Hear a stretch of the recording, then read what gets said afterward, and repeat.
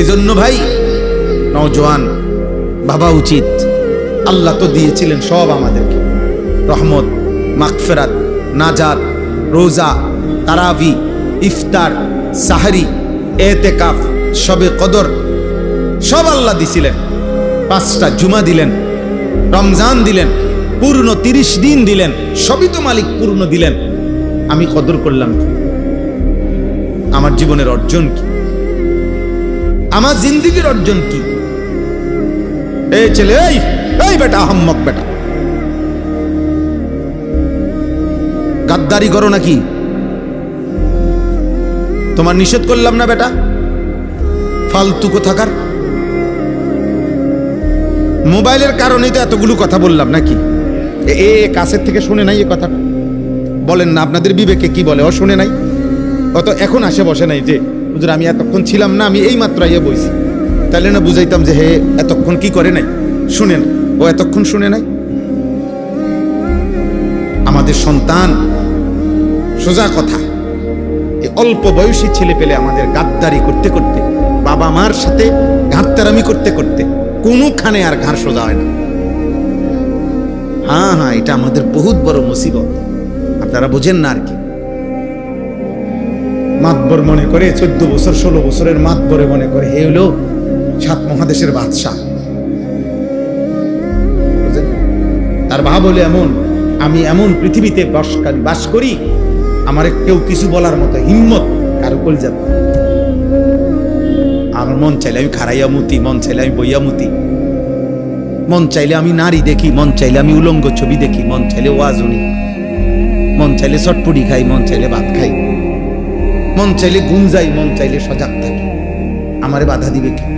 আমি মুক্ত, আমি স্বাধীন, আমি আজাদ।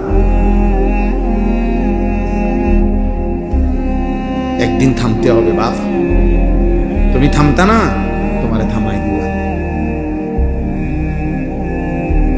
একদিন থামাই দিবে আল্লাহ তাআলা। পৃথিবীর প্রতিটা ভালো মানুষেরও মৃত্যু হয়, পৃথিবীর প্রতিটা নাফরমানেরও মৃত্যু হয়। সুখের অট্টালিকায় যে থাকে তারও মৃত্যু হয়, দুঃখের কুড়ে ঘরে যে থাকে তারও মৃত্যু হয়। জীবনে যে কোনোদিন হাসে নাই সেও মরে যায়, যে কোনোদিন কাঁদে নাই সেও মরে যায়, সেও মরে যায়। শেষ পর্যন্ত আর কেউ থাকে না। না ফেরাউন ছিল, না মূসা আলাইহিস সালাম ছিল, নমরুদও নাই, ইব্রাহিম আলাইহিস সালামও, আবু জাহেলও নাই, নবী সাল্লাল্লাহু আলাইহি সাল্লামও নাই। মৃত্যুবরণ করতে হয়েছে সকলকে। আমার উস্তাদ মুহতারাম হযরত মাওলানা হাফেজ নুরুল হক সাহেব রাহমাতুল্লাহি আলাইহি, আমি মূলত হুজুরের ভালোবাসায় এই মাহফিল নিছি। উনি আমার সরাসরি উস্তাদ, শুধু উস্তাদ না, আমি তার কলিজার টুকরা ছাত্র, আমি তার খাদেম ছিলাম। দাওরায়ে হাদিসের বছর তিরমিজি শরীফ আমি হুজুরের কাছেই পড়ছি, ঢাকা চৌধুরীপাড়া মাদ্রাসা। ছোটবেলায় নাহবে মীর জামাতে হুজুরের কামরায় থেকেই আমি নাহবে মীর জামাত পড়ছি। হুজুরের সাথেই খাইতাম একসাথে। যেদিন জানা যায় সেদিন আমি অনেক দূরে কোথাও মাহফিলে ছিলাম, কোনোভাবেই আমি মিলাইতে পারি নাই, আসার জন্য চেষ্টা করি, এই জন্য আমি আসতে পারি না। কথা হয়েছে আমার, মাহমুদ আমারে জানাইছে, কিন্তু সুযোগ ছিল না আমার কোনো।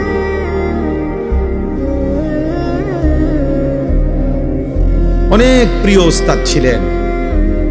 তিরমিজি শরীফ যখন আমাদেরকে পড়াইতেন, পুরা দাওরায়ে হাদিসের সর্বোচ্চ ক্লাসে যত উস্তাদ পড়াইছেন, একেবারে কোনো লৌকিকতা ছাড়া, এটা সত্য কথা যে সবচেয়ে বেশি রেফারেন্স, উদ্ধৃতি হাদিসের, আমরা লিখতে লিখতে কলম বাঁকা হয়ে যাইত সবকে বৈশা হুজুরের, শুধু অনবরত দলিল বলতেন।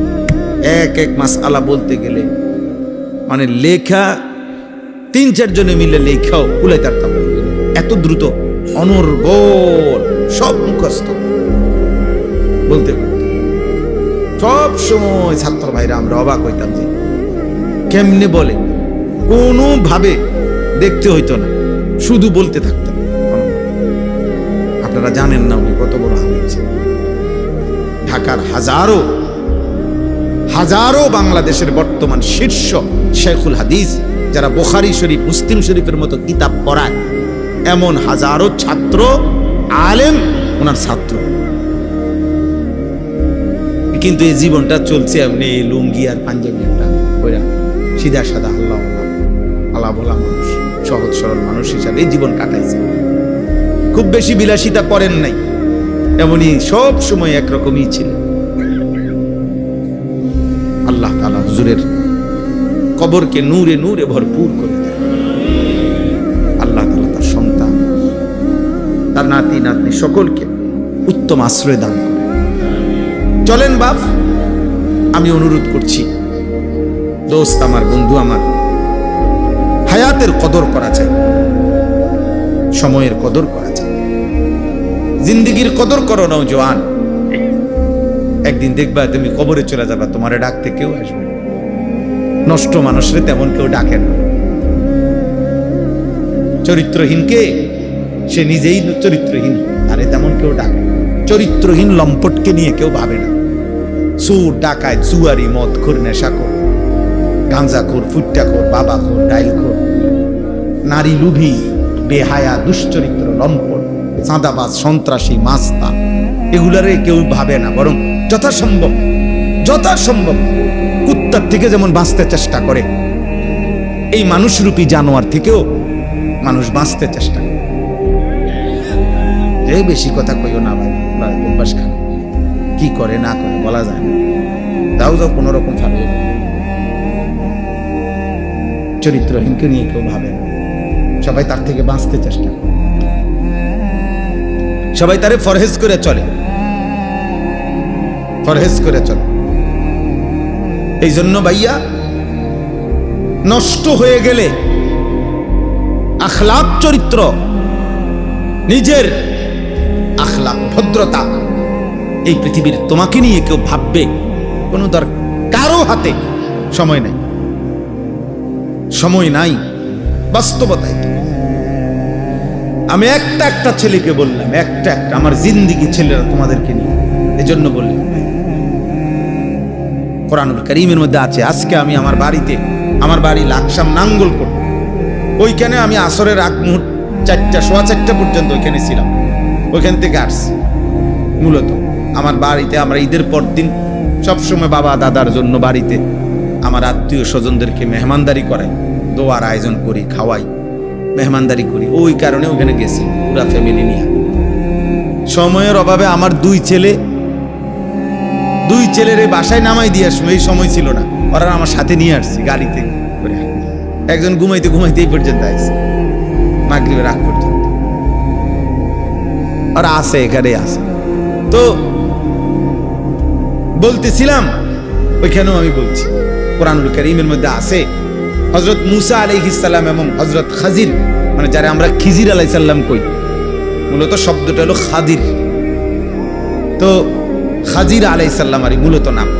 যাই হোক, তো উনি চলার পথে একটি এলাকায় একটা ভেঙে পড়তেছে, দেওয়াল সোজা করে দিছে। সংক্ষেপে বলতেছে আর কি, মানে ওখানে আছে খাজির আলাইহিস সালামকে মুসা নবী জিজ্ঞেস করছে, এই মহল্লাবাসী আমরা একটু খাবার চাইলাম, আমগরে দিল না, মেহমানদারি করলো না, এক গ্লাস পানিও দিল না আমগরে। আমনে আরো তাগো ভাঙা দেওয়াল, মানে পড়ে যাইতেছে কাঠ হওয়া দেওয়াল, আমনে আরো তাগো সোজা করে দিলেন, তাদের উপকার করলেন। তখন তিনি বলছিলেন মুসা নবীকে, শোনো, এই কাঠ হইয়া যাওয়া দেওয়ালটার নিচে একজন ইমানদার নেককার বাবা মা তাদের এতিম সন্তানের জন্য, দুইটা এতিম বাচ্চার জন্য তারা এখানে মাটির নিচে সম্পদ স্বর্ণ রৌপ্য পুঁথা রাখছে। এটা যদি এখন পড়ে যায় আর এর উপরে যদি মাটি পড়ে যায়, তাহলে হয়তো একটা সময় ওরা, এই বাচ্চাগুলো সাবালক হইয়া ওইটা খুঁজে পাবে না। এই জন্য আমি ওয়াল সোজা করে দিছি। কেন? তাদের বাবা মা ছিল নেককার। এই জন্য বাবা মার নেককার হওয়ার বরকতে, সালেহাইন এর বরকতে পরবর্তী প্রজন্ম তারা পর্যন্ত উপকৃত হচ্ছে।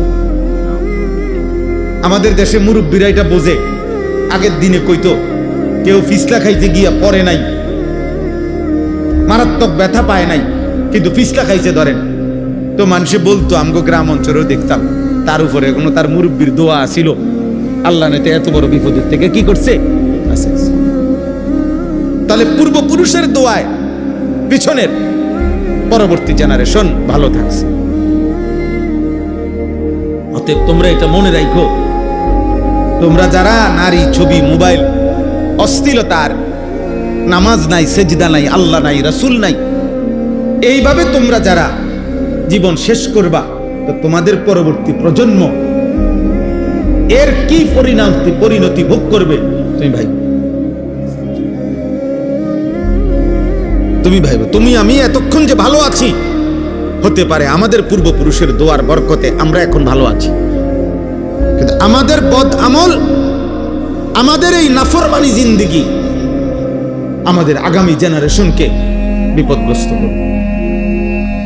তিনের ছোট্ট বাচ্চার কি অপরাধ, যার ছোট্ট বাচ্চার কি অপরাধ, এমন বিপদ যদি আমাদের উপরে আসে, এমন বিপদ যদি আমাদের উপরে আসে, আমরা কত আইটেমের খাবার, কত পোশাক পরেছি, ওই বাচ্চারা তো এক লোকমা খাবারও পায় না। মুসলমান হয়ে একবারও কি মনে পড়েছিল কারো কথা, যে এই পৃথিবীতে মজলুম, অসহায়, বঞ্চিত, শরণার্থী তাঁবুতে পড়ে আছে, অভুক্ত, অনাদরে, অবহেলায়, অসুস্থ, এরকম কত লক্ষ কোটি সারা পৃথিবীতে মুসলমান ছোট্ট মাসুম বাচ্চা পড়ে আছে, যাদের মাথার উপরে কোনো ছায়া নাই, যাদের বাবার আশ্রয় নাই, যাদের মায়ের আদর নাই, যাদের একবেলা খাবার নাই। আল্লাহ আমাদেরকে বুঝ দান করে। কেউ ভাইবো ভাই, কোন নৌজওয়ান তোমরা ভাইবো, আমি এই কাগজটা নিছি এই জন্য, এই গল্লাই আল ইখলাস জনকল্যাণ সংস্থা, আপনাদের এই পুরা বর্ণনা শুনে আমি ভালো লাগছে। বাকি আমার পরামর্শ হলো, মানুষের আখিরাতমুখী কল্যাণ, শুধু মানুষের দুনিয়াবি প্রয়োজন পূরণ, এর জন্য অনেক উদ্যোগ এখানে। অসুস্থ ব্যক্তির চিকিৎসা, বিধবা, ঈদ সামগ্রী, ইফতার সামগ্রী, কম্বল, তারপরে যাত্রী ছাউনি, মনে করেন অনেকগুলো, মেয়ের বিবাহ, পায়ের চিকিৎসা, ইত্যাদি ইত্যাদি। আলহামদুলিল্লাহ, এগুলো মানুষের দুনিয়াবি প্রয়োজন পূরণ, এগুলো ভালো কাজ, মহৎ কাজ। কিন্তু মানুষের আখিরাতের প্রয়োজন, এক মানুষকে জাহান্নাম থেকে বাঁচানোর চেষ্টা। যে যুবক গত 365 দিনে কোনো দিন ফজরের নামাজ পড়ে নাই, তারে ফজরের নামাজের কথা কে বলবে? 24 ঘন্টা প্রতিদিন রাত ভর যে উলঙ্গ ছবি দেখে, মোবাইলে নর্তকী দেখে, ওরে আল্লাহ চিনাবে কে? ওরে কবরের কথা মনে করাবে কে? ওরে জাহান্নামের ভয় দেখাবে কে? 30 বছর ধরে যারা হারাম রোজগার করে, ওদেরকে হালালের প্রতি উৎসাহিত করবে কে? এর জন্য বৎসরে একটি মাহফিল যথেষ্ট না। আখিরাতের জন্য এই একটা উদ্যোগ যথেষ্ট না, বরং এর অর্ধেক উদ্যোগ কিংবা 3 ভাগের 2 ভাগ আখিরাতমুখী কল্যাণ। জাহান্নাম থেকে বাঁচবে কিভাবে, আল্লাহ তাআলার ইবাদত আর বন্দেগী করবে কিভাবে, এর জন্য আপনাদের কাছে আমার পরামর্শ দিলাম, আপনারা আপনাদের কাজের ব্যয়ের 3 ভাগের 2 ভাগ ব্যয় করবেন আখিরাতমুখী কল্যাণের জন্য, আর 1 ভাগ ব্যয় হবে দুনিয়াবি প্রয়োজন পূরণের জন্য। ওটা আমি নিরুৎসাহিত করছি না, কিন্তু একটি মাহফিলে যথেষ্ট না, আরো ভিন্ন ভিন্ন উদ্যোগ নেবেন। আপনারা ফজর ক্যাম্পেইনের কাজ করেন, মহল্লার ছেলেপেলেরা মিলে 2 জন 4 জন মিলে ফজরের নামাজ আমি পড়বো, আমি আমার একজন বন্ধুকে ফজরের নামাজের জন্য উঠাবো, আমরা 2 জন হইলে 2 জন আবার ডাকবো, আরো 2 জনকে, হবে 4 জন, 4 জন আবার ডাকবো 4 জনকে, হবে 8 জন, এভাবে বাড়বে। আলহামদুলিল্লাহ, আমরা এই ফিকিরটা করি। আমি ব্যক্তিগতভাবে ফজর ক্যাম্পেইনের কাজ করি সারা বাংলাদেশে, সারা বাংলাদেশে এখন আমাদের হাজার হাজার ছেলে, কিশোর, যুবক যারা ফজরের নামাজের এই ক্যাম্পেইন মানে প্রচারণা, ফজরের মুসল্লি বৃদ্ধির চেষ্টার এই কাজটা করে। আলহামদুলিল্লাহ, এর উদ্যোগ নিতে হবে। ত্রৈমাসিক 3 মাস অন্তর ঘুরে ঘুরে মহল্লার ভিন্ন ভিন্ন মসজিদে একটা একটা ইসলাহি মজলিস করে। 3টা মজলিস হবে, একটা বার্ষিক মাহফিল হবে। 3, 4, 12 মানে হয় 4 মাসে নয় 3 মাসে, 4টা হইলে 3টা ইসলাহি মজলিস, একটা বার্ষিক মাহফিল। হ্যাঁ, কোন আল্লাহওয়ালার মাসিক ইসলাহি মজলিস, আর যেমন আমার শায়েখ আল্লামা মুফতি মুশতাকুন নবী কাসেমি হাফিজাহুল্লাহ, ওনার সুদন্যপুর কুমিল্লা কোটবাড়ি, ওইখানে প্রত্যেক মাসের শেষ শনিবার, এই যে আগামী শনিবার হবে, আপনারা এখান থেকে ব্যক্তিগত আপনাদের সংগঠন থেকে মাইক্রো ভাড়া করে, হাইস ভাড়া করে আপনারা টাকা দিবেন। এলাকার কিশোর যুবক ছেলেগুলোর এবার চলো এক আল্লাহওয়ালার কাছে যাই, কিছুক্ষণ বয়ান শুনে আসি। সেটা আপনাদের কি উদ্যোগ? আমি একটা উদাহরণ দিলাম আর কি, জাস্ট। এমন আরো একাধিক কি হইতে পারে, উদ্যোগ হইতে পারে। রমজান উপলক্ষে ফ্রি কোরআনুল কারীম শিখার ব্যবস্থা করে, হাত ধরে ধরে চাদকারে দিনের পর দিন গত 10 বছর এই বুড়া চাচা প্রত্যেক দিন বিকাল 4টা থেকে রাত 9টা পর্যন্ত এবার এই সাদু আন্ডাত বসে বসে বিড়ি খায়, টেলিভিশন দেখে, নাচ গান দেখে, আর শুধু শুধু বেহুদা কথা বলে। এবারে আঞ্জা করে ধইরা এবারে বুঝান, চাচা আপনি করতেছেন কি? আপনি মরতেন না? আপনি মরবেন না? আপনার আখেরাত নাই? ওনারে ফিরা, ওনারে বলেন, উনি ফিরায় দো। আরে যাবে না, ফোলাফাইন মানুষ মাতবুরি করস, ঠিক আছে, ধমক দিলে ধমক দাও, তারপরও আপনি বলেন, হইতে পারে বাইক গিয়ে হইল, হতে পারে 1 সপ্তাহ পরে, হইতে পারে 1 বছর পরে, একবার হইল আল্লাহ দয়া করিলে উনি ভাববে, না রে ফোলাইন্ডি তো খারাপ কিছু কয় নাই, যা ফোলাইনে জন কয় যা, আর যাইতাম না দোয়ানে, গেলাম না। বদলে গেলে আল্লাহ খুশি হবে। আল্লাহ নবী সাল্লাল্লাহু আলাইহি ওয়াসাল্লাম বলেন, ফাওয়াল্লাহি লা আন ইয়াহদিয়াল্লাহু বিকা রাজুলান ওয়াহিদান খায়রুন লাকা মিন হুমুরিন নাম। নবী সাল্লাল্লাহু আলাইহি সাল্লাম বলেন, আল্লাহর কসম, তোমার দ্বারা একজন ব্যক্তি, রাজুলান ওয়াহিদান, একজন ব্যক্তি আল্লাহর পথ পাওয়া, হেদায়েত পাওয়া, জান্নাতের রাস্তা পাওয়া, গুনাহ থেকে বাঁচা, খোদার কসম। নবী বলছে, কসম, এটা নবী কসম কইছে, বুঝেন নাই? ফাওয়াল্লাহ, নবীজি বলছে আল্লাহর কসম, এটা গোটা আরবের সমস্ত দামি উট তোমারে হাদিয়া দেওয়ার চাইতে কোটি গুণে উত্তম। কয়জন? এক আল্লাহর বান্দা, আল্লাহ চিনছে। আমরা আলহামদুলিল্লাহ আমার শায়েখের সাথে সুদন্যপুরে এতেকাফ করছি 10 দিন। এই 10 দিন প্রায় 1100 সাথী, 1100 মানুষ এক মসজিদে এতেকাফ করছে। বুঝে ধরে আপনার 5 তালা মসজিদে, বহু মসজিদে বাড়ি সালান দিয়েও একজন কি পাওয়া যায় না, এতেকাফের লোক পাওয়া যায়। আতফাও দইরা বুড়া অসল 80-90 বছরের বুড়া মিয়ারে 10 জনে আলগি দিয়ে না হতায় দেয় অনেক মুসলিম চাচা, কোন রকম ইজ্জতের স্বার্থে, এটা গ্রামের ইজ্জত, 10 জনের ইজ্জত, আপনি কিচ্ছু করতে হইব না, আপনি শুধু পড়ে দেখবেন মসজিদটা কদূর শুয়ে তাও নেই দূরে কি এর এতে কাপিটা হতা কাপ, বুঝেন নাই কথা? আপনারা দিছে হতাই আনে যাইবার সময় যে যা পারছে, অথবা মসজিদ কমিটির টাকা 5000 দিছে, কিছু খাইয়েন বাইক দিয়ে, এতেকাফ। এটা এতেকাফ হইল কিছু? আল্লাহ আমাদেরকে বুঝ দান করেন। এই জন্য দোস্ত, আমার উস্তাদে মোহতারামের কথা বলাতে আমি এগুলা বললাম। হুজুর যেহেতু উপদেষ্টা ছিলেন, আপনাদেরকে আজ জীবিত থাকলে তো তিনি বলতেন। আমি আমার উস্তাদের একজন ছাত্র হিসাবে আমিও মনে করি এটা আমারই সংগঠন। এই আন্তরিকতা নিয়ে আমি বললাম যে আপনারা দিনই আরো কি হইতে পারে, আপনার এই উদ্যোগ নেবেন। আল্লাহ তাআলা এই নওজোয়ান ভাইদেরকে তৌফিক দান করেন।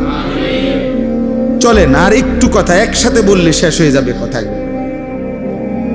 তো রাসূলুল্লাহ সাল্লাল্লাহু আলাইহি ওয়াসাল্লাম যখনই আযাবের ভয় দেখাইতেন, জাহান্নামের কথা বলতেন, তো মক্কার কাফেররা বিদ্রুপ করত, ওইব আযাব এরম কয় মাইতো না।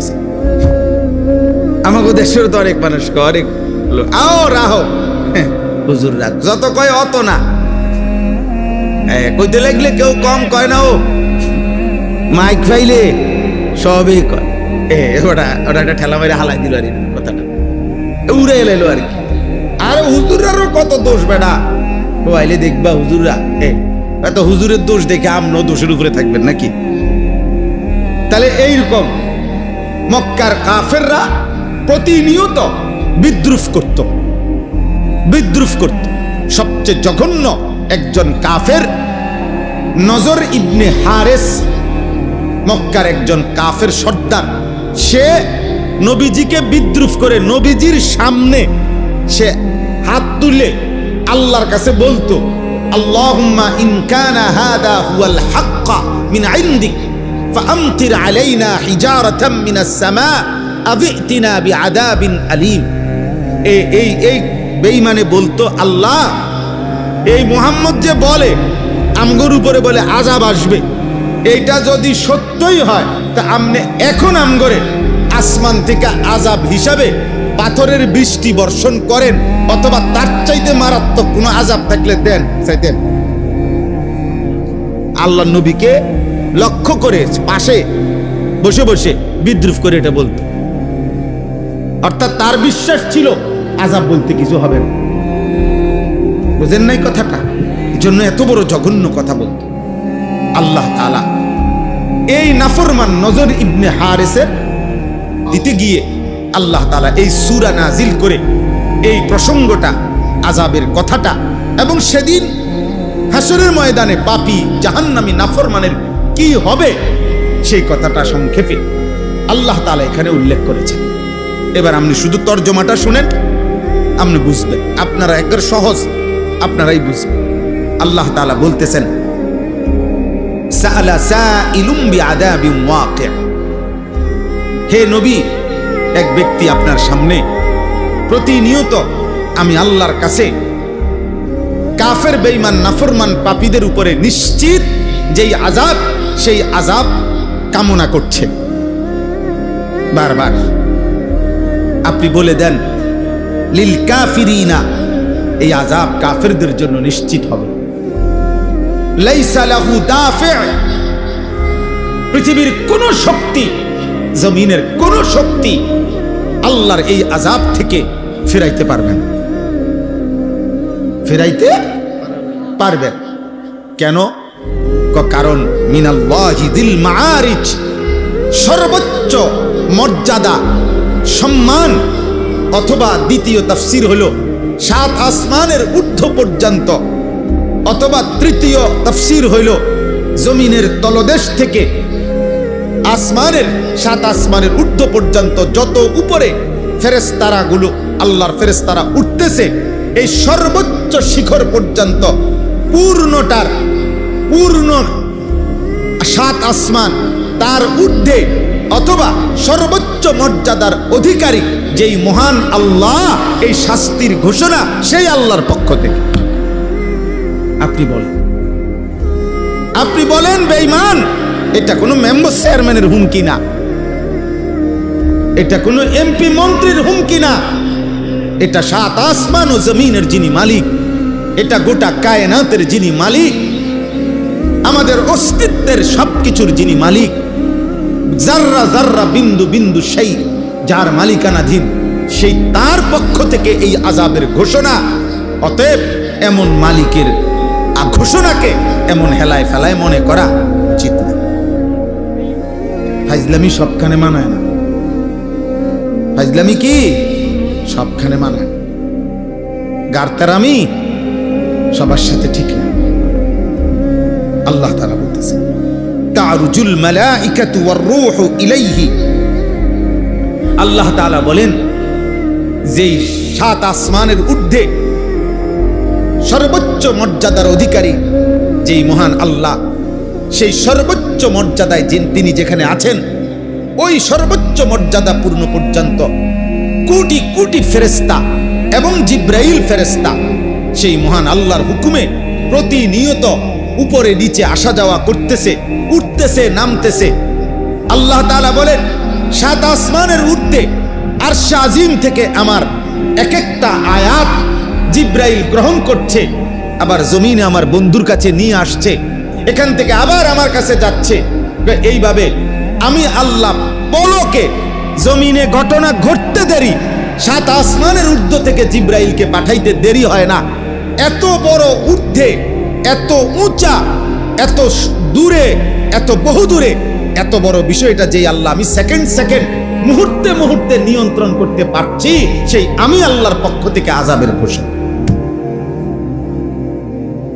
আল্লাহর শক্তি সম্পর্কে আইডিয়া দিল। হযরত আবু বকর সিদ্দিক রাদিয়াল্লাহু তাআলা আনহু, উনাকে আবু বকর সিদ্দিক বলে কেন? সবচেয়ে নবীদের পরে সবচেয়ে বড় সত্যবাদী এই কায়নাতে, আল্লাহর সৃষ্টিতে আবু বকর সিদ্দিক। সমস্ত নবীদের পরে সর্বশ্রেষ্ঠ মানুষ হযরত আবু বকর সিদ্দিক রাদিয়াল্লাহু তাআলা আনহু।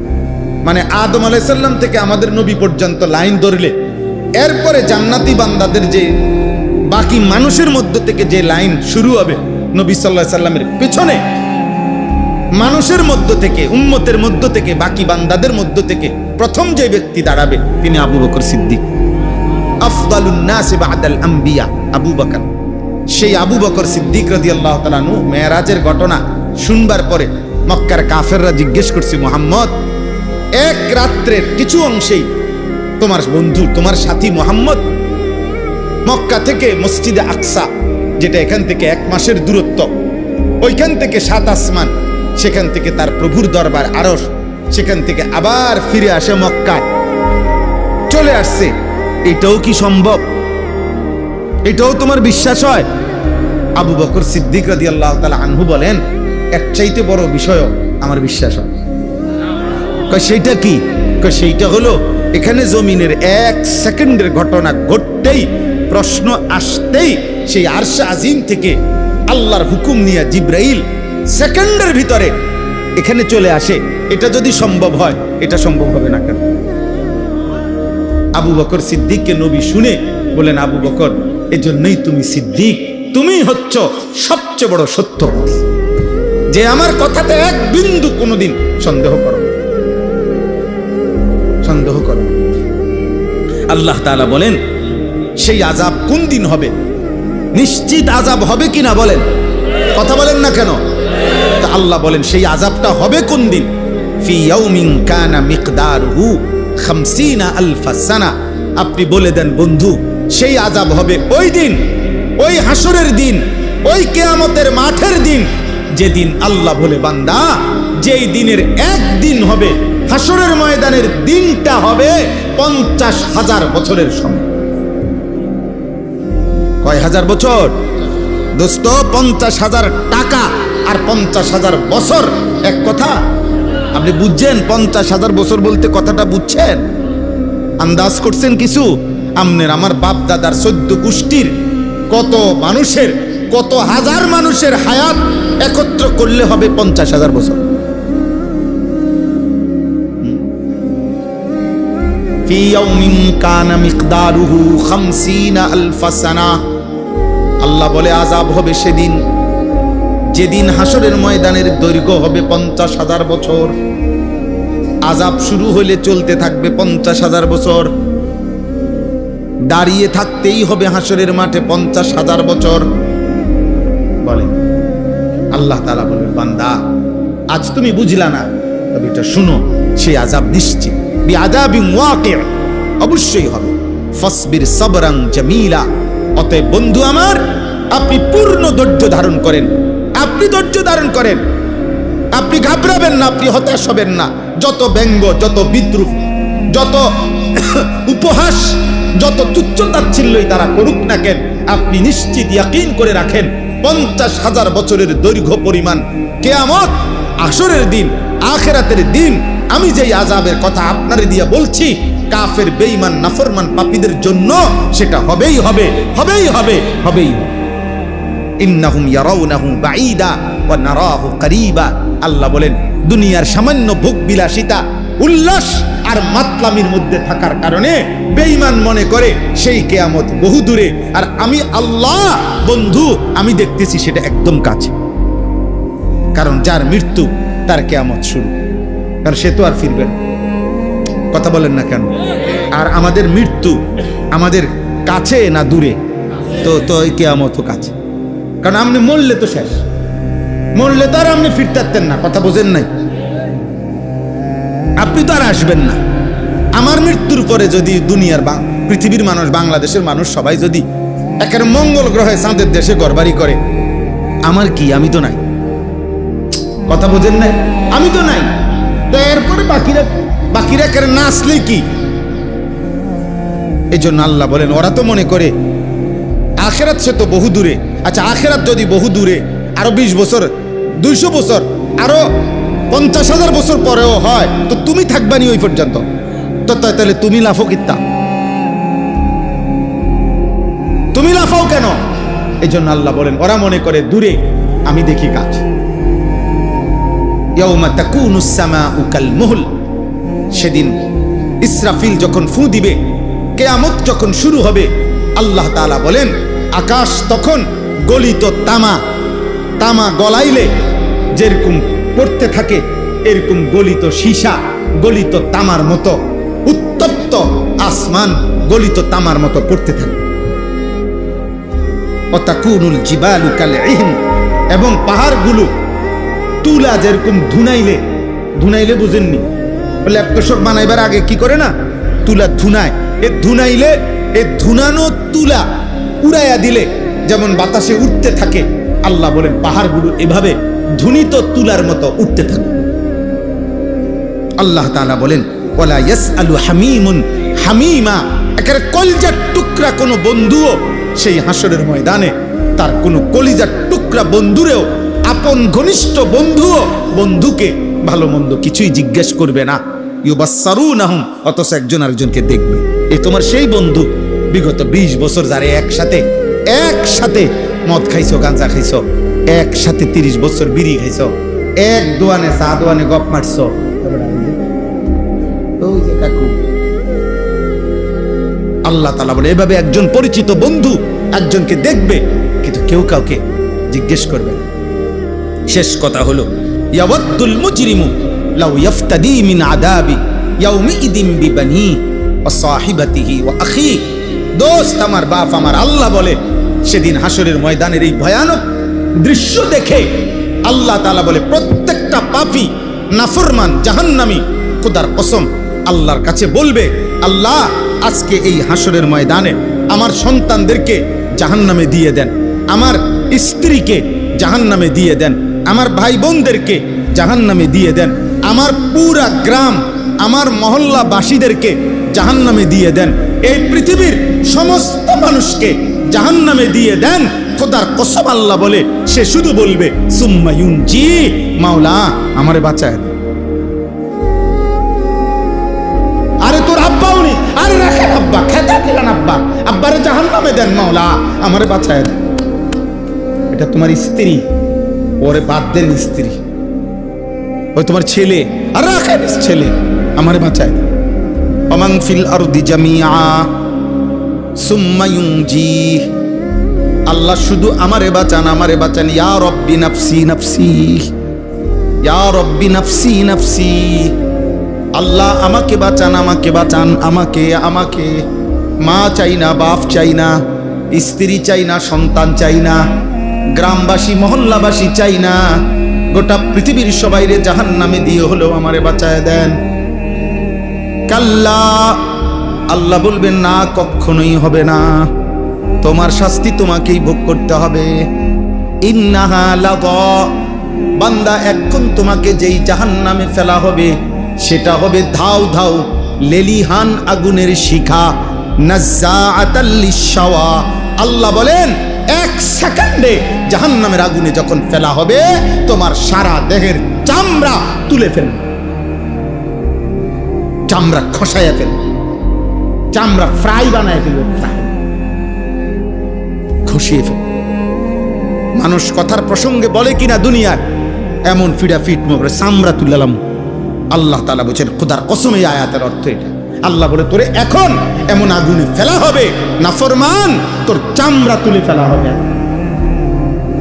তাদউ মান আদবারা ওয়া তাওয়াল্লা। দোস্ত আমার, শেষ আয়াত শোনো। আল্লাহ তাআলা বলেন সেদিন জাহান্নামের আগুন যারা যারা আল্লাহর হুকুম থেকে, এক এক ওয়াক্ত নামাজ থেকে যারা নিজেরা বিমুখ ছিল, অন্যদিকে পৃষ্ঠ প্রদর্শন করে মসজিদ এদিকে যায়, এদিকে আজান হয়, এদিকে যায় নাফরমান ওইদিকে, আল্লাহর হুকুম থেকে যারা মুখ ফিরায় নিছে, জাহান্নামের আগুন তাদউ, খোদার কসম আল্লাহ বলে আগুন ওই নাফরমানকে ডাক দিবে, দিগা এদিকা ওদিকে যাস কেন, কারে তালাশ করস বেঈমান, এদিকা আমি আগুন তোর জন্য অপেক্ষা করছি। আজ তোকে বুঝাবো আমার রবের একটা একটা সেজদা না দেওয়ার শাস্তি কি। দিগা ও জামা ফাআওয়া, আল্লাহ বলে যারা যারা আমি আল্লাহকে ভুলে, আখিরাতকে ভুলে দিবানিশি শুধু সম্পদ জমা করেছে, ফাআওয়া, আর সেই সম্পদকে আগলাইয়া কৃপণের মতো দুনিয়ার জন্য ধরে রাখছে। কিসের যাকাত, কিসের সাদকাতুল ফিতির, কিসের দান, কোথায় হজ, কোথায় উমরা, কোথায় আল্লাহর রাস্তায় খরচ করা, কিচ্ছুর খবর নাই। হালাল হারাম মিশ্রিত, সুদে ঘুষে কিস্তিতে বাটপারি সিটারি 2 নম্বরি 6 নম্বরি করে শুধু কেবল সম্পদ জমা করেছে। আল্লাহর কসম, আল্লাহর কসম, জাহান্নামের আগুন নিজে তাকে ডেকে ডেকে তাই না নিয়ে আসবে জাহান্নামে। আল্লাহ আমাদেরকে হেফাজত করে, আল্লাহ আমাদেরকে হেফাজত করে। আমার ভাই, আমার বন্ধু, আমার বাপ, আমার চাচা, আমার পর্দার আড়ালের মা বোন, আমরা সবাই আল্লাহ তাআলা আমাদেরকে রমজান দিয়েছেন। আল্লাহ তাআলা বলছে, বান্দা আমি সর্বোচ্চ চেষ্টা করেছি, বান্দা আমি নিজের হাতে রমজান সাজাইছি। ইফতার, সাহারি, রোজা, তারাবি, এতেকাফ, শবে কদর, রহমত, মাগফিরাত, নাজাত, 1-70 চারিদিক দিয়া ব্যারিকেড দিয়া, মানে মনে করেন পুরা প্যান্ডেলের চারখান দিয়া আটকাইয়া, এমন ভাবে বলছি যদি একটা দরজা খুলছি, আমি আল্লাহ চাইছি ওই দিক দিয়া বসো, এদিক দিয়া বসো, এন দিয়া বসো, এন দিয়া বও, ওইন দিয়া বও, এখানে ডাকো, ওখানে ডাকো, সকালে ডাকো, দুপুরে ডাকো, রাতে ডাকো, সব অবস্থায় আমি মাসটাকে এইভাবে আটকাইছি। শুধু একটা দরজা খোলা রাখছি, সেটা শুধু জান্নাতের দরজা। রমজানের প্রথম থেকে শেষ পর্যন্ত তুমি শুধু ডাকবা, তুমি শুধু চাইবা, তুমি শুধু মাফ চাইবা, আমি শুধু জান্নাতে ঢুকবো। এজন্য জাহান্নামের দুয়ারও বন্ধ, শয়তানও আটকায় রাখছি। আমি চাইছি আমার বান্দা শুধু জান্নাতে ঢুকাইতে। সেই রমজান যার জীবনে কোনো আসর করে নাই, আহা বদনসিব। এত বড় রমজান যার জীবন থেকে চলে গেল, অথচ যেমন চেহারা তেমনই, যেমন বিড়ি তেমন বিড়ি, যেমন মিথ্যা তেমন মিথ্যা, যেমন নাটক সিনেমা দেখা ওই একই রকম, ওই একই রকম গান বাদ্য। হায় ধিক তোর কপালে, আফসোস তোর জীবন, আফসোস বদনসিব, দুর্ভাগ্য তোমার কপাল, অভিশপ্ত এই জীবন, আফসোস এই জীবনে। যে জীবন এত বড় রমজান পেল, 30 দিন পূর্ণ পেল, কিন্তু জিন্দেগির কোনো পরিবর্তন করতে পারল না, জীবনের কোনো পরিবর্তনই হইল না। আল্লাহ তাআলা আমাদেরকে রমজান পরবর্তী আমাদের জীবন সুন্দর করার সবক, কলিজার মধ্যে এই ফিকির, জাহান্নামের ভয় আল্লাহ তাআলা আমাদের দিলে দান করেন। আল্লাহ তাআলা এই গল্লাই আল ইখলাস জনকল্যাণ সংস্থা আল্লাহ তাআলা কবুল করেন। আল্লাহ তাআলা আমার হুজুরের কবরকে নূরে নূরে ভরপুর করে দেন। এলাকার মহল্লার আশপাশের যত কবরবাসী আছে আল্লাহ তাআলা সকলকে মাফ করে দেন। মাশাআল্লাহ, প্রবাসী যারা এই মুহূর্তে, তো সারা পৃথিবীতে আমাদের বাংলা ভাষাভাষী যত প্রবাসী অনেক পেরেশানিতে আছে। সারা বিশ্ব পরিস্থিতি, যুদ্ধ পরিস্থিতির কারণে প্রবাসীরা ছটফট করছে। এখান থেকে, দেশ থেকে মা বাবা স্ত্রী সন্তান আহাজারি পেরেশানি করছে। আল্লাহ তাআলা যেন প্রতিটি প্রবাসী বাবা ভাইকে সুস্থতার সাথে, নিরাপত্তার সাথে রাখেন। আল্লাহ যেন ঈমান আমলের সাথে রাখেন। পবিত্র কোরআনুল কারীমের 29 নম্বর পারা, কোরআনুল কারীমের 70 নম্বর সূরা, সূরাটির নাম হচ্ছে মাআরিজ। এই সূরার প্রথম 18টি আয়াত, ছোট ছোট আয়াত আমি এইমাত্র ধারাবাহিক তেলাওয়াত করেছি। ইনশাআল্লাহ এই আয়াতগুলোকে সামনে রেখে তার তর্জমা অল্প একটু সময়ের মধ্যে আপনাদের সামনে পেশ করতে চাই। আল্লাহ তাআলা আমাদেরকে তৌফিক দান করেন। এই সূরার শুরুতে একটা ছোট্ট প্রসঙ্গ হলো, বললে আমাদের বুঝতে সুবিধা হবে কেন এই আয়াতগুলো নাজিল হলো। এটাকে কোরআনের ভাষায়, তাফসীরের ভাষায় শানে নুজুল বলে। রাসূলুল্লাহ সাল্লাল্লাহু আলাইহি ওয়াসাল্লাম নবীজির একটা বিশেষ সিফাত ছিল, তিনি বশীর, জান্নাতের সুসংবাদদাতা। আরেকটা গুণ ছিল, বৈশিষ্ট্য, তিনি নাদির, জাহান্নামের ভয় প্রদর্শনকারী। বশীর ও নাদির।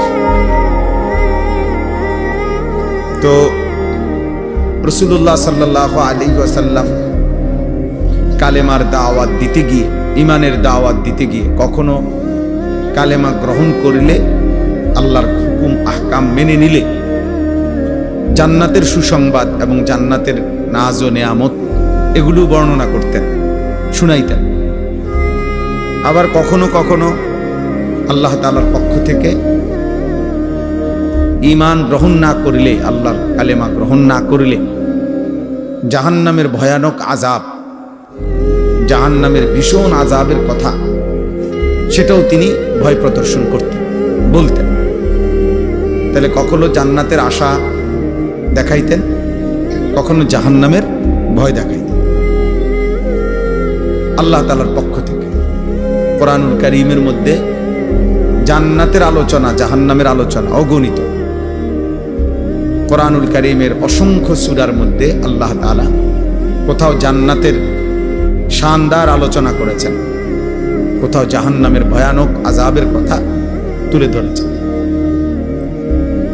মক্কার কুরাইশ কাফেররা প্রতিনিয়ত নবী সাল্লাল্লাহু আলাইহি ওয়াসাল্লামের এই দাওয়াতের বিরোধিতা করত। তাদের কাজই ছিল বিরোধিতা করা। এই বিরোধিতা করত বিশেষভাবে দুই রকম। কখনো বিরোধিতা করত মুখে, তাদের গালিগালাজ করত নবীজিকে।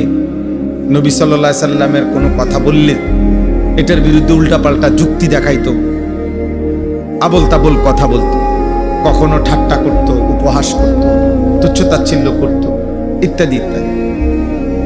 আর আরেকটা বিরোধিতা কি, শারীরিকভাবে নবী সাল্লাল্লাহু আলাইহি ওয়াসাল্লাম এবং সাহাবায়ে কেরামের উপরে জুলুম, অত্যাচার, শারীরিক নির্যাতন করত।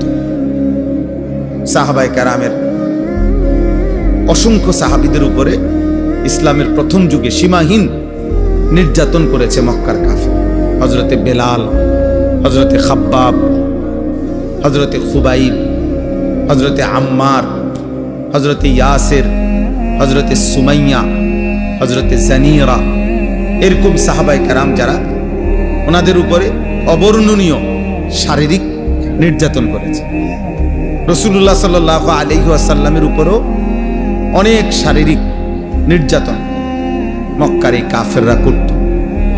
কখনো ধাক্কা দিছে, কখনো খানায় কাবার সীমানার থেকে বের করে দিছে, কখনো আবু জাহেল ছোট ছোট পাথরের কঙ্কর মারত, কখনো উটের পচা নারী বুড়ি নবী সাল্লাল্লাহু আলাইহি ওয়াসাল্লাম সেজদা দিলে পিঠে চাপায় দিত, ইত্যাদি ইত্যাদি। আর তায়েফের ময়দানের রক্তাক্ত ঘটনা, সেটা তো আপনারা জানেন। সাথে সাথে নবী সাল্লাল্লাহু আলাইহি ওয়াসাল্লামকে গালিগালাজ করত। কখনো বলতো মুহাম্মদ পাগল, নাউজুবিল্লাহ। কখনো বলতো মুহাম্মদ কাহেন, গণক। কখনো বলতো মুহাম্মদ সাহের, জাদুকর। কখনো বলতো মুহাম্মদ শায়ের। এই মিয়া, মোবাইল নিয়ে খসর খসর করলে কিছু বুঝতে না, এটা বন্ধ করো, হাইসো না মিয়া, সাবধান। সদর বদর মানুষ আমার পছন্দ না। যা এই মোবাইল হাতে ধরে একজনও ভিডিও রেকর্ড করবেন, একজনও না, আমি স্পষ্ট নিষেধ করলাম। যার পছন্দ না হয় সে চলে গেলে ভালো। গাফেল মানুষ। একটা মাহফিল মানে এটা বিনোদন কেন্দ্র না। আমি গাড়ির থেকে নামতে যাচ্ছি, তাকায় রইলাম, গাড়ির ভিতরে আমি সব চারিদিক থেকে সাংবাদিকের ক্যামেরার মতো মোবাইল খুলে রাখছি, ভিডিও। হুজুর নামতে আছে, এটা ভিডিও। হুজুর আটতে আছে, এটা ভিডিও। গাড়ি দিয়ে নামতে আছে, এটার মধ্যে ভিডিওর কি আছে? ফায়দা কি এটাতে? আপনি হেবড়া আমারে দেখাইব, আরেক মানুষের দেখ হুজুরের ভিডিও, তো হেইতে আর দেখছেন আমারে? পাগলামি আর 24 ঘন্টা মোবাইল এটা নিয়েই ব্যস্ত। কি পাইল এটার ভিতরে? একজন মানুষ তো নিজস্ব প্রত্যেকটা কাজের মধ্যে ফিকির করা উচিত, দিমাগ দিয়ে ভাবা উচিত, আমি এটা কেন করব, কেন করব? আমি দিন নাই রাত নাই। এই ছেলে, দিন রাত নিজের প্রতিটা কাজের ক্ষেত্রে। মানুষের যৌবনকালে মানুষ সুস্থ স্বাভাবিক থাকে। বৃদ্ধ মানুষ যদি কিছু আবল তাবল করে তো বলা যায় যে উনি বয়স হয়ে গেছে। কিন্তু যুবক যারা, যৌবন, সব কিছু তাদের পূর্ণ সুস্থ স্বাভাবিক। তার মাথা, তার হাত, তার পাও, তার চুল, তার চেহারা, তার নাক, চোখ, তার দিমাগ, তার বুদ্ধি, বিবেচনা, সব কিছুই পূর্ণাঙ্গ। কৌয়া আল্লাহ তাআলা বলছেন, আমি যৌবনে শক্তি দিয়েছি, শক্তি পুরা সব অঙ্গে দিছি, হাতে, পায়ে, চোখে, নাকে, কানে, সব কিছুতেই পূর্ণাঙ্গ। কাজে বুদ্ধিমত্তা, নিজের কাজের প্রতি কৌশল, বুদ্ধি, প্রজ্ঞা, মেধা, যোগ্যতা ব্যয় করার, প্রয়োগ করার মূল সময় হলো যৌবন। এই সময় একজন মানুষ তার কাজের চলাফেরা, উঠা বসার মধ্যে সৌন্দর্য হওয়া উচিত। যার বয়স হয়ে গেছে 60-70 বছর, উনি হয়তো অনেক কথা মনে রাখতে পারে না, দুর্বলতার কারণে এখন আর কুলাইতে পারে না, ইচ্ছে থাকা সত্ত্বেও আমল করতে পারে না, ইত্যাদি ইত্যাদি। কিন্তু তোমরা নওজোয়ান ভাই, তোমাদের সংখ্যাগরিষ্ঠ যুবকদেরকে মোবাইল এমন মাতাল বানায় দিছে যে তোমাদের সামান্যতম ব্রেনও অনেকের কাজ করে না। 24 ঘন্টাই প্রয়োজন, অপ্রয়োজন, দরকারি, বেদরকারি, সারাক্ষণ এই এক জিনিস নিয়া, মোবাইলটা নিয়া ব্যস্ত। এটা অসুস্থতা ছাড়া আর কিছু না, এটা মানসিক প্রতিবন্ধিতা ছাড়া আর কিছু না। আমি এই রমজানেও এতেকাফের সময় আমাকে ঢাকার একজন ডাক্তার, একটা ম্যাগাজিন ডাক্তারদের আমাকে দিছে আর কি পড়তে, মাসিক স্বাস্থ্য কথা। তো ওইটা শুরুতে 2টা প্রবন্ধ আছে ম্যাগাজিনটা, 2টা প্রবন্ধই বড় বড় 2জন বড় বড় সিনিয়র ডাক্তারের লেখা, প্রফেসর এবং মেডিকেল কলেজের ভিসি। 2টা লেখাই পত্রিকার শুরুতে এই মোবাইল ফোনের ক্ষতিকরণ স্বাস্থ্যের উপরে এটা নিয়ে, যে প্রতি সেকেন্ডে এই স্মার্ট মোবাইল থেকে, বড় ফোন থেকে যেই রশ্মি বিকিরণ হয় কথা বলার সময়, ব্যবহার করার সময়, এটা আমাদের স্বাস্থ্যের প্রচন্ড ক্ষতি করে। এবং উনি ওখানে লিখছে যে বাচ্চারা যেখানে বা রাত্রে যেখানে ঘুমায়, বালিশের কাছাকাছি, মাথার কাছাকাছি কোনোভাবেই বড় মোবাইলটা রাখা উচিত না। কমপক্ষে 3 মিনিটের বেশি কোনোভাবেই একবারে কথা বলা উচিত না। আর অনেক আন্তর্জাতিক হিসাব, বড় বড় ডাক্তারদের, সারা পৃথিবীর দুনিয়াবি গবেষণা, চিকিৎসা বিজ্ঞানীদের, মনোবিজ্ঞানীদের ওনারা উল্লেখ করছেন এখানে। এবং পুরাটা আমি অবাক যে আখেরাতের কথা আর কি বলবো, দুনিয়াবি ক্ষতির কুল কিনারা নেই। চিকিৎসা বিজ্ঞানীদের দৃষ্টিতেই ক্ষতির কোনো কি নেই, কুল কিনারা। আখিরাতের কথা কি বলবো, আখিরাতের ক্ষতিরও তো কোনো কুল কিনারা।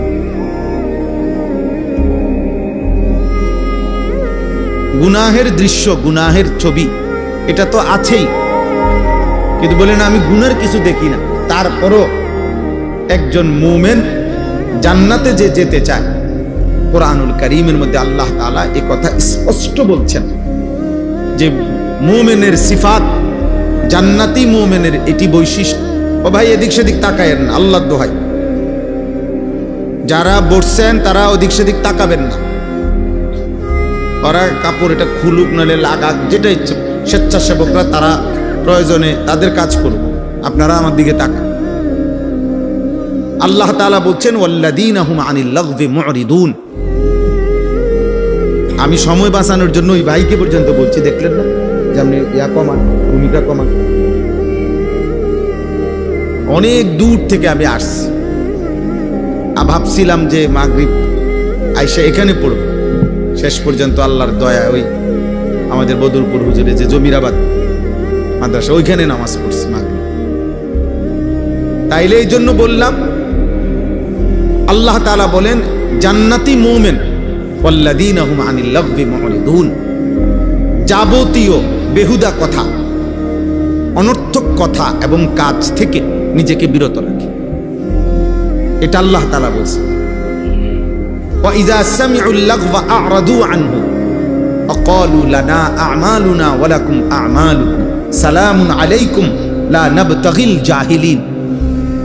আল্লাহ বলেন আমার প্রিয় বান্দা যারা, যখনই তারা অনর্থক কথা শোনে, আ'রাদু আনহু, সাথে সাথে ওই জায়গা থেকে সরে যায়। শুনে না শুধু, বরং ওই জায়গায় ত্যাগ করে, ওই জায়গায় ত্যাগ করে। আর যদি তাদেরকে সেই বেহুদা কথার পরিবেশে ডাকা হয়, আল্লাহ বলে, তারা বলে, আমার প্রিয় বান্দারা বলে, ভাই তুমি তোমার খামখেয়ালি আর গুনার কথাবার্তা নিয়েই থাকো, আমি আমার আল্লাহকে নিয়ে আছি। সালামুন আলাইকুম, তবে আমি তোমার জন্য আল্লাহর কাছে কল্যাণ কামনা করছি, তোমার জন্য ভালো চাই। লা নাবতাগিল জাহিলিন, আর আমার ফয়সালা শোনো, আমি কোন মূর্খ জাহেলের সঙ্গী হতে চাই। এই জন্য সময়টা যে বেহুদা কাটা প্রয়োজন ছাড়া, আল্লাহর কোরআন তাকে বলছে সে হচ্ছে মূর্খ, জাহেল, নাদান, আহাম্মক। আর কোন বিবেকবান মুমিন এমন মূর্খের সঙ্গী হইতে পারে না, আল্লাহ এটা বলছে, শিখাইছে। এই জন্য অবশ্যই বড় মোবাইল, অসংখ্য অগণিত প্রয়োজনে এটার দরকার আছে। মানুষের চাকরি, ব্যবসা, প্রবাসে, দেশে, অফিসিয়াল প্রতিষ্ঠান, হাজারো দরকার এটার দ্বারা হয়। প্রয়োজন, হ্যাঁ ঠিক আছে, প্রয়োজনকে প্রয়োজনের মধ্যে সীমাবদ্ধ রাখেন, কিন্তু সকল কিছুতে বেদরকারি, এই অনর্থক এইভাবে এটাকে অপব্যবহার করা, এটা কি? এই জন্য দোস্ত, কোনো মানুষের জীবনে দুনিয়াও যদি কেউ অর্জন করতে চায়, অথবা আখিরাত অর্জন করতে চায়, অথবা দুনিয়া আখিরাত দুইটাই অর্জন করতে চায়, কোনো মানুষের মূল পুঁজি কি, মানে কি দিয়া সে দুনিয়া অর্জন করবে? মনে করে দুনিয়ায় তার কিছু টার্গেট, যে আমি একটা ভালো চাকরি করব, একটা ভালো বংশীয় মেয়ে বিয়ে করব, আমার কিছু একটা ভালো পয়সা বেতন হবে, আল্লাহ চাহে তো একটা বাড়ি ঘর করব, সুন্দর করে একটা পরিবেশ করব বাড়িটার মধ্যে, এই ইত্যাদি ইত্যাদি। দুনিয়াতেও যার স্বপ্ন কিছু করবে, আবার আখিরাতেও জাহান্নাম থেকে বাঁচব, আল্লাহর জান্নাতে যেতে চাই। দুনিয়া এবং আখিরাতের যাবতীয় পরিকল্পনা বাস্তবায়নের জন্য কোনো ব্যক্তির কাছে মূল পুঁজি কি, তার মূলধন কি, কিসের উপরে ভিত্তি করে সে দুনিয়ায় সাজাবে আর আখিরাত সাজাবে, সেটা হলো একমাত্র পুঁজি, মূলধন তার হায়াত, তার সময়। বুঝেন নাই? সময়টাই রাসুল মাল, আজ-জামানু হুয়া রাসুল মাল, কিতাবে আছে। সময় হচ্ছে মূলধন। তুমি দুনিয়াও গড়তে হইলে তোমার এই সময়ের মধ্যে তোমাকে মেহনত করতে হবে। তুমি আখিরাত গড়তে হলেও এই সময়ের মধ্যে তোমারে কি করতে হবে? মেহনত। গাফেল দুনিয়াতেও ঠকে, আখিরাতেও ঠকে, আখিরাতেও ঠকে। তাহলে মানুষের সুস্থ সবল শক্তি সামর্থ্যের সময় হলো যৌবন। এইটাকে যে ব্যক্তি অনাদরে অবহেলায় বছরের পর বছর, দিনের পর দিন শেষ করে দিল, তো সে তো তার নিজের মূলধন, নিজের পুঁজি, নিজের হায়াত নষ্ট করে দিল। তো 60 বছর পরে শুরু করতে চাইলে কেমনে শুরু করবো? 60 বছর পরে তো এমনি মেয়াদ নাই, এমনি তো শরীর স্বাস্থ্যের মেয়াদ নাই। সরকারি চাকরিওয়ালারে তো কয় যে এমনি কয় যে বাইর যান না, রিটায়ার দিয়ে দেয়। 2 বছর 5 বছর বাড়ানোর জন্য কত আন্দোলন করতেছে। তাইলে এই জন্য কিশোর ছেলেরা, যুবক ছেলেরা, দোস্ত, আল্লাহ নবী সাল্লাল্লাহু আলাইহি ওয়াসাল্লাম বলেন, নি'মাতানে মাগবুনুন ফীহিমা কাসীরুম মিনান নাস।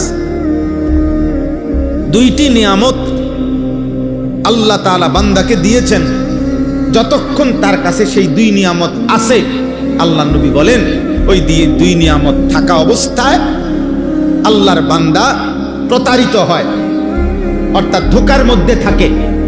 সে ওই 2 নিয়ামতকে কদর করে না। একটা হলো আসিহাতু, সুস্থতা। সুস্থতা আছে অথচ সে কদর করে না। আছে তো আর কি, আমার কি আর রোগ হইব না, আমার কি আর ব্যারাম হইব না। আর হলো 2 নাম্বার হলো ওয়াল ফারাগ, অবসর, সময়। সময় আছে অথচ সে তাকে কি করে না? কদর করে। রাসূলুল্লাহ সাল্লাল্লাহু আলাইহি ওয়াসাল্লাম, ভাই কথা বলো না ভাইয়া, এমনি কাজ করো। তোমরা যদি সব গুছাইতে গুছাইতে আমার 7:55 বাজলে বা 50 বাজলে আমার টাইম শেষ। সব যখন সুন্দর হইয়া গুছাবে তখন আজানের টাইম। এই জন্য কথা বলো না।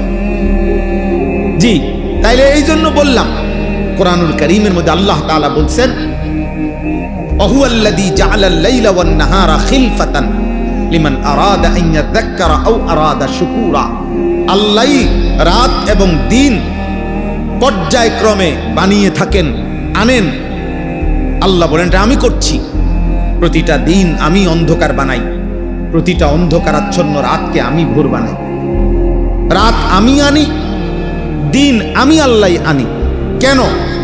আল্লাহ বলেন এই পর্যায়ক্রমে, বাই সিরিয়াল, একবার রাত একবার দিন, একবার রাত একবার দিন আমি বানিয়ে থাকি।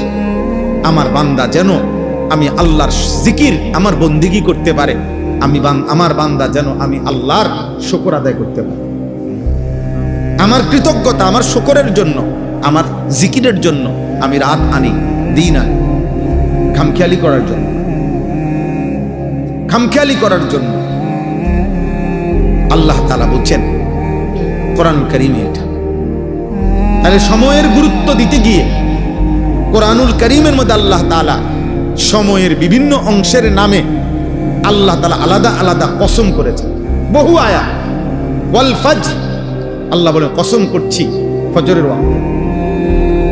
ওয়াদ-দুহা, আল্লাহ বলেন কসম করছি সকালের সূর্য যখন পূর্ণ আলোকিত হয়, চাষতের ওয়াক্তের, মানে সকাল 8টা 9টা 10টার টাইম, এই সময়টা আল্লাহ কসম করছেন।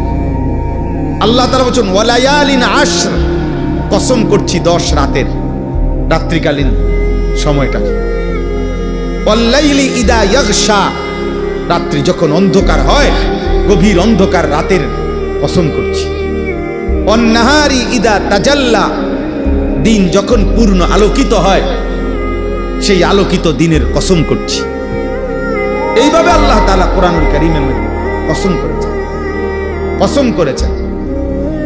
ওয়াল্লাইলি ইদা আসআস ওয়াস-সুবহি ইদা তানাফফাস, আল্লাহ কসম করেছেন। আল্লাহ বলছে ফালা উকসিমু বিশ-শাফাক ওয়াল-লাইলি ওয়ামা ওয়াসাক, সূর্য যখন ডুবে যায়, লালিমা যখন হয়, সন্ধ্যা লাল হয় আকাশটা কিছুক্ষণ, ওই সময়ের কসম। এভাবে রাতের কসম, দিনের কসম, সকালের কসম, সূর্য অস্তের কসম, আলাদা আলাদা করে আল্লাহ তাআলা কসম করে করে সময়ের গুরুত্ব আমাদেরকে বুঝাইছে, সময়ের গুরুত্ব আমাদেরকে বুঝাইছে। আজ আমরা হাজার চেষ্টা করলেও রমজানের 1 সেকেন্ড আর ফেরত আনতে পারবো না, আর ফেরত আনতে পারবো না। রমজানের প্রথম দিন যখন চাঁদ উঠছে সেদিনও মানুষ মারা গেছে, রমজানের শেষ দিনও মানুষ মারা গেছে। মারা যায় না 30 দিন প্রতিদিন মানুষ মারা যায় নাই, এত মানুষের মৃত্যু হলো। এর মাঝে আল্লাহ আমাকে আপনাকে হায়াত দিল পূর্ণ 30 দিন, পূর্ণ 30 আইয়াম মাদুদাত, গুনে গুনে 30 দিন পূর্ণ করে দিল আল্লাহ। ওয়ালি তুকমিলুল ইদ্দা, আল্লাহ তাআলা পূর্ণ করে দিলেন সংখ্যাটা। 5টা জুমা এই বছর মালিক দয়া করে ইহসান করে আমাদেরকে রমজানে, স্বাভাবিকভাবে 1 মাসে 4 জুমা হয়, এবারে রমজানের শেষ দিন জুমা ছিল, ফলে 5টা জুমা আল্লাহ আমাদেরকে মিলাইছে। আলহামদুলিল্লাহ, আলহামদুলিল্লাহ। মালিক ইহসান করেছেন, আল্লাহ তাআলা দয়া করেছেন, আল্লাহ দয়া করেছেন।